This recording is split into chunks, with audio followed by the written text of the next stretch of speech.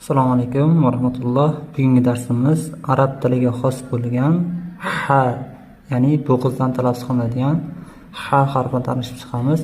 Ushbu harf to'rt ko'rinishli bo'ladi. Buni yozishlikda biz quyidagicha yozamiz. Katayning o'rtasidan boshlaymiz. Shu holatda yozamiz. Buni ichida agar nuqta bo'lsa, jim harfi bo'lar edi. Biz uni oldingi darsimizda o'tganmiz. Mana xuddi shu shaklda qarasangiz, jim harfining ichida nuqtasi bo'lar edi. Bu holatda mana bu holatda yozdik, keldik, ichiga nuqta qo'ydik. Endi esa ha harfini so'z boshini ko'rsak, so'z boshida quyidagicha yoziladi. So'z o'rtasida holatda yozamiz, o'zining oldingi harfga qo'l beradi.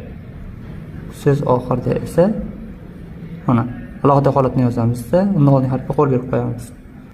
Bizni yo'qotib qo'ymaslik uchun sahifamizga obuna bo'ling va darslarimizni kuzatib boring.